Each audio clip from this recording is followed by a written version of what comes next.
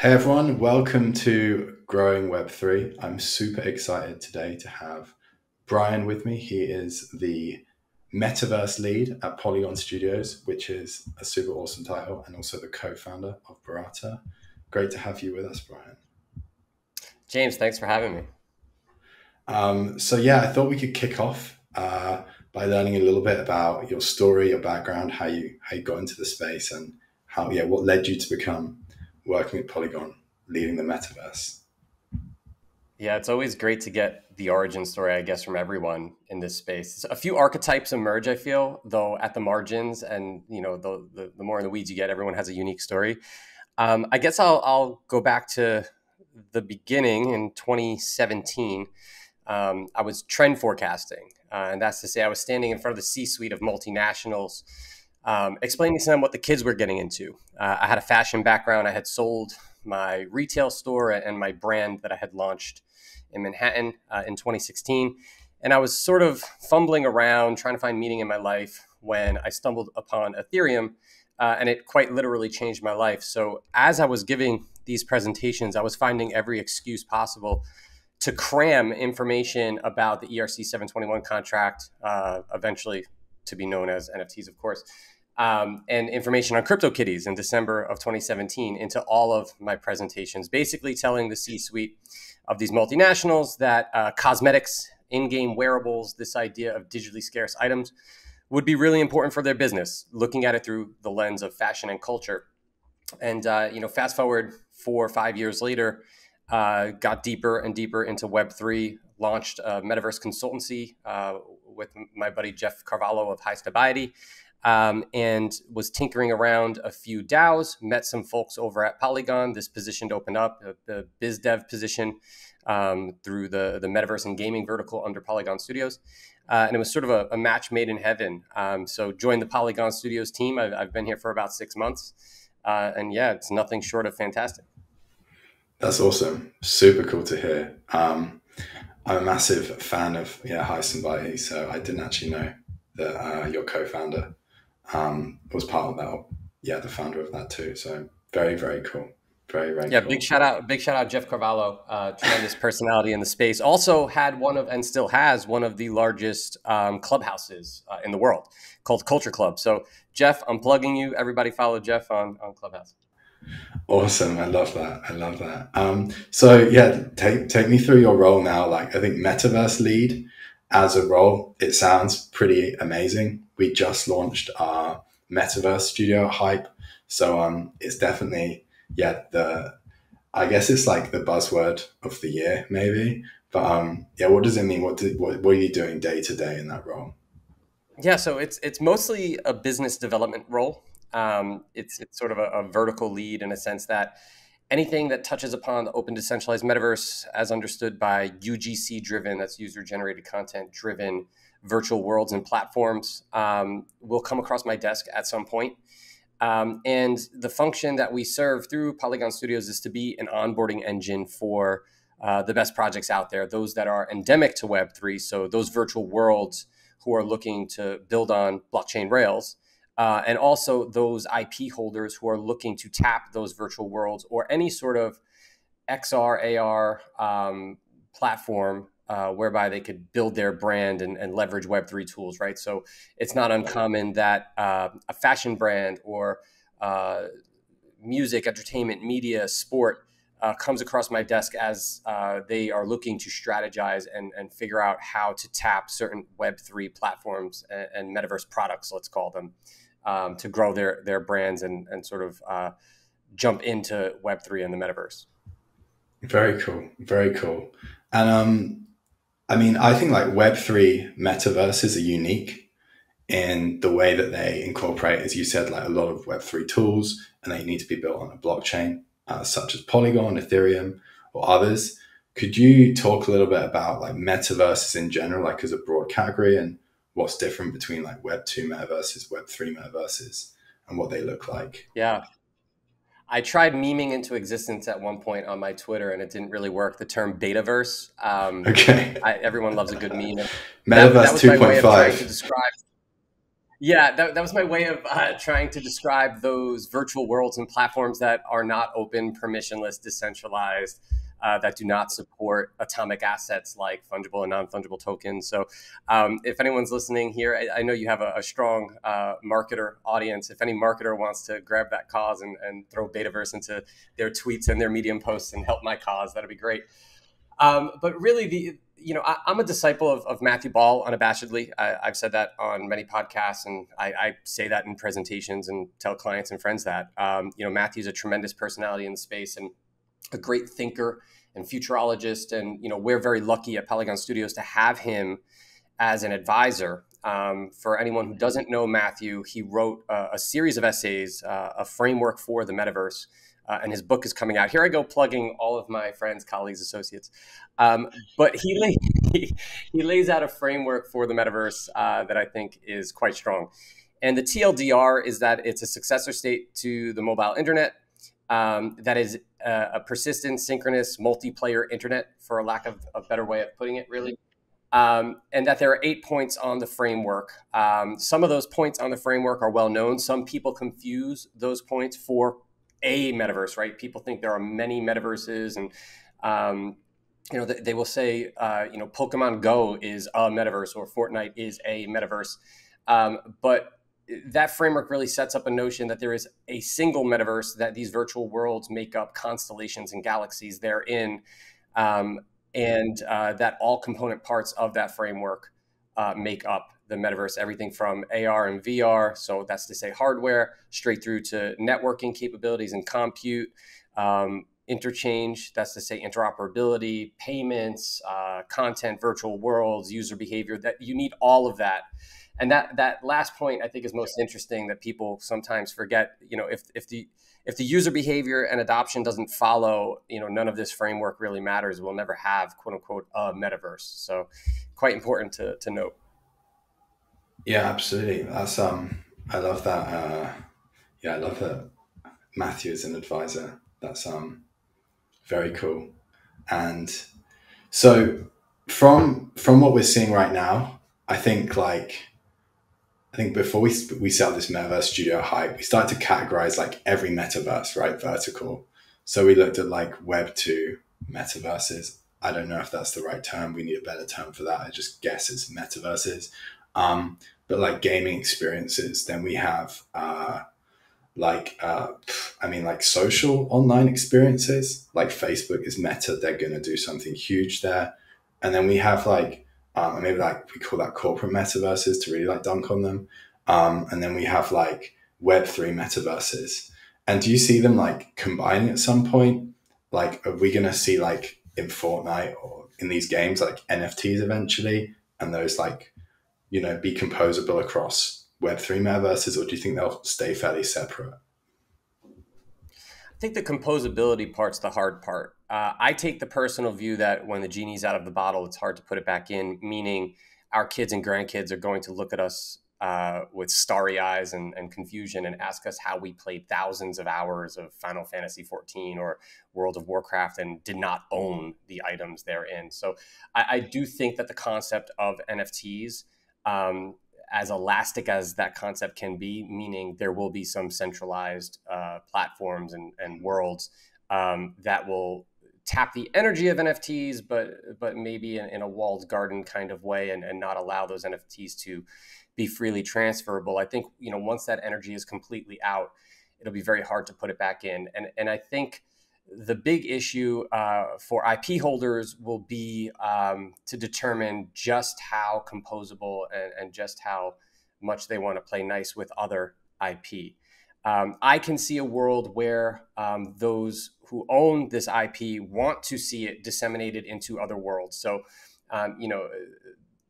it stands to make sense for me to see a Nintendo, for instance, to want to see their creations elsewhere. It sort of like proliferates and it sort of spreads the gospel of Nintendo far and wide into other platforms. I get that, but I think on the other side, Nintendo wouldn't necessarily want to see other IP come into their worlds, right? So I think there will be this tenuous relationship among IP holders on that concept of composability and transferability.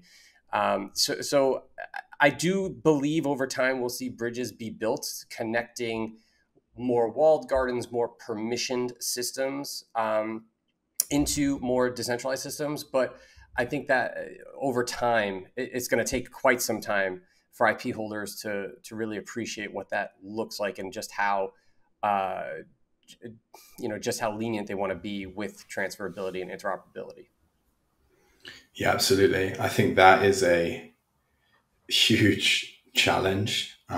It's basically like a business development challenge as well. I think for a lot of platforms now, they're building out partnerships with certain brands, certain organizations, and yeah, it's the same with leading blockchains.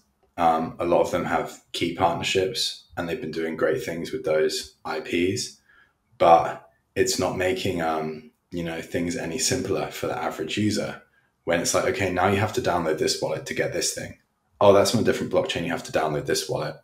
It's I think it's added a layer of complexity that maybe wasn't necessarily needed yet.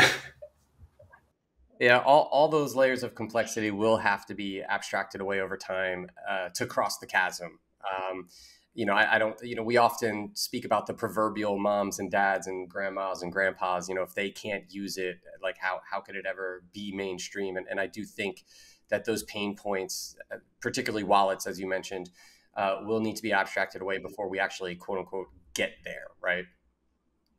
Absolutely. So going back to like your role, I imagine you're seeing pretty much, every type of project come through. So I want to what kind of things are being built in the space right now? And what kind of things are you seeing like early? Like, is it like tooling for metaverses? Is it like more culture-based products? Maybe it's music, NFTs, things like that. What kind of stuff are you seeing as like growth areas at the moment? Your suspicion is correct. The word metaverse in my title is quite nebulous. So all sorts of projects come across my desk, from thinly veiled Ponzi's to fully fleshed out virtual worlds that intend to be a part of this emergent metaverse. So it depends on who you ask. They'll have a different definition, as we discussed earlier about metaverse. And that paints a picture of the sorts of projects that I do see. There are a few types of projects that really interest me. I'm particularly interested in those smaller, they're still sandbox-like environments in a sense that you can more or less do anything within these worlds. These more gallery-like settings that are more brand safe and brand friendly. So the Monas, the Spatials, the On Cybers of the world, those are particularly interesting to me because I do think a brand can jump in headfirst, control the experience more or less. It's essentially an immersive Twitter Spaces, right? It's a 3D version of Twitter Spaces. You can host community-driven content within these worlds. So I do find those to be particularly interesting. And then zooming out a little bit, a cultural movement that I find interesting, the CC0 or the Creative Commons application within the metaverse, I find to be quite interesting. Those who are tapping the energy of that, and that's to say the forfeiture of IP or the lack of copyright protection or creation really for IP at the point that it's created. So when an artist creates any sort of content, they turn over the copyright or the trademark to the community, to the world, really, to do with it what they will. And one of the reasons why I find this so interesting is because the most powerful and everlasting stories throughout history have been those that come from folklore.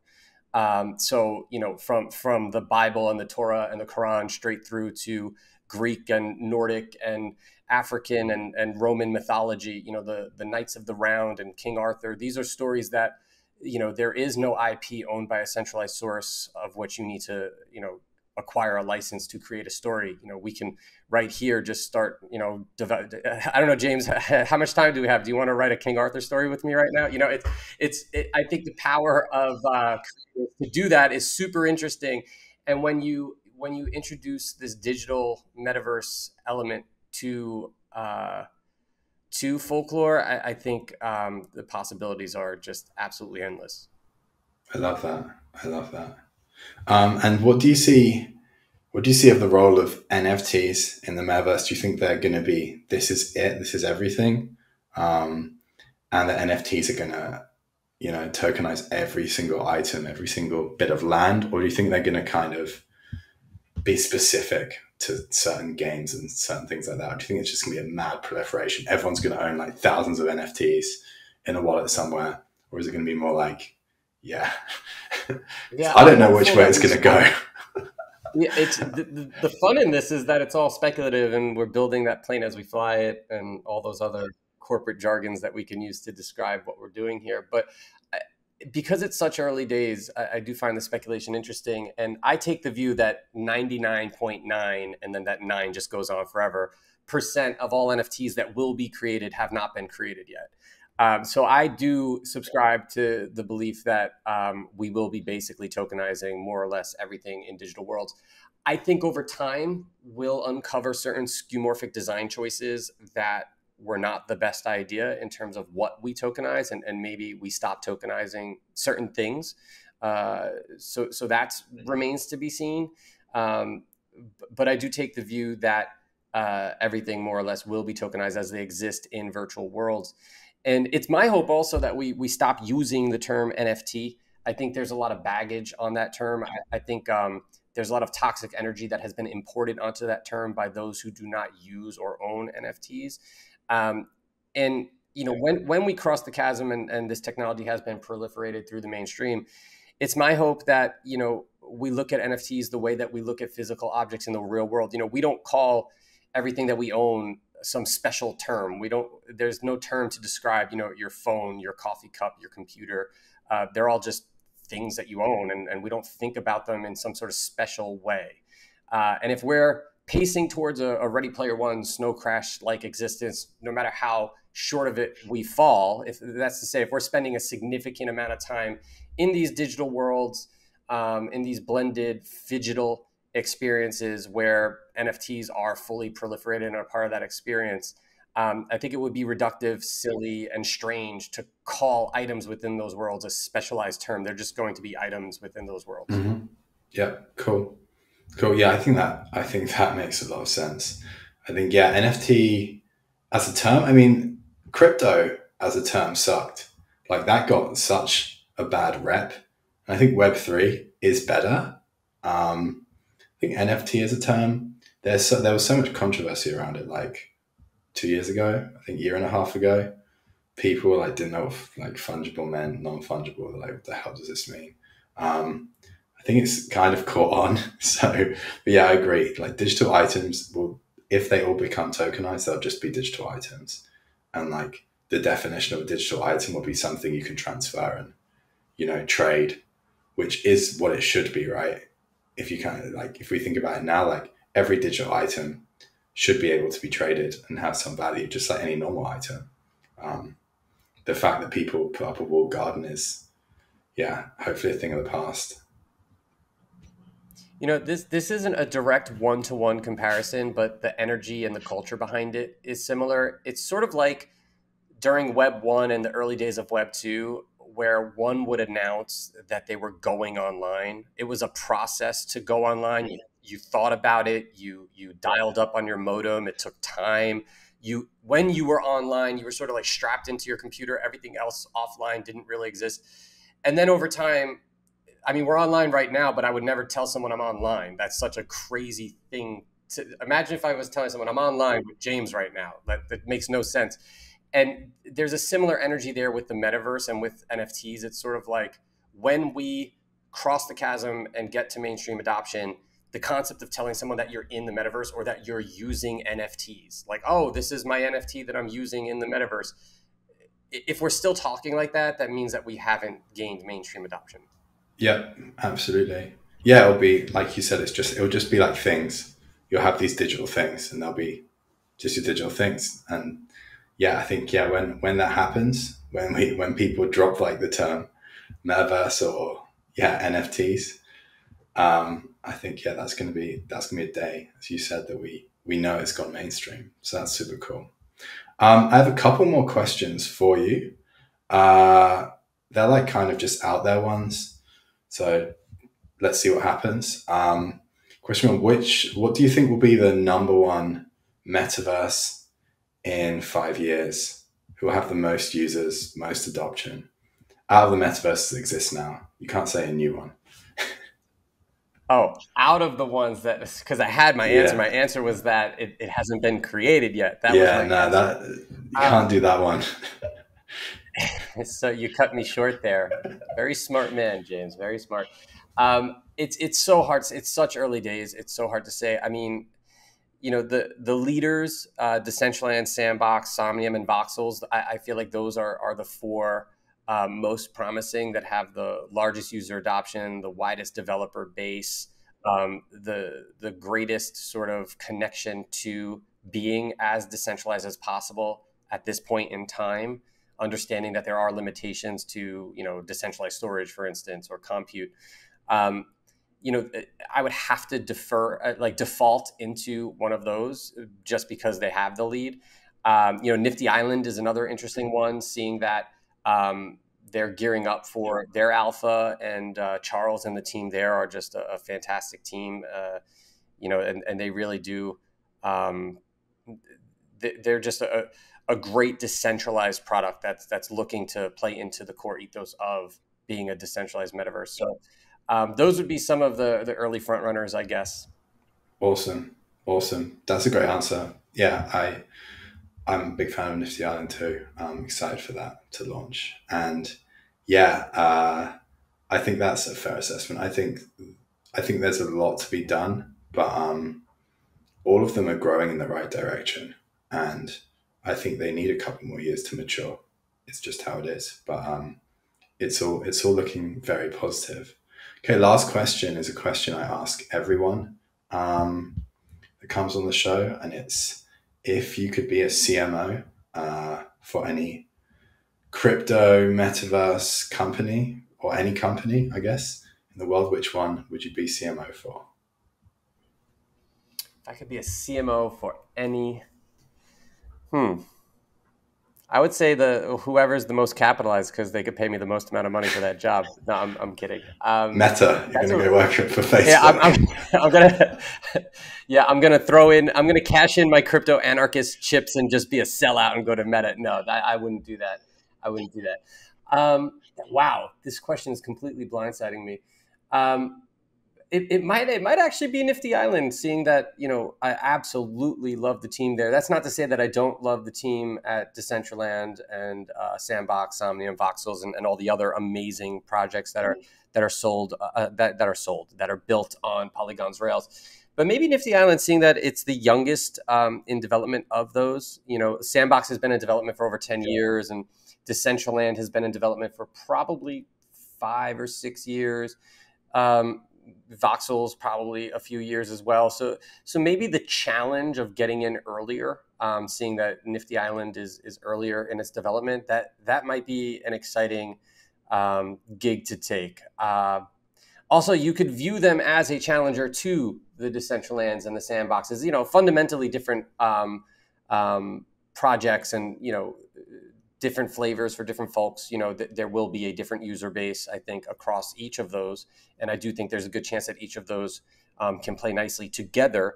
But maybe the challenge of getting in earlier with a project like Nifty Island. They've also made some interesting design choices that fly in the face of certain best practices within the metaverse. So, the idea that they do not have a finite amount of scarce land that is, memorialized as an NFT and sold and freely traded.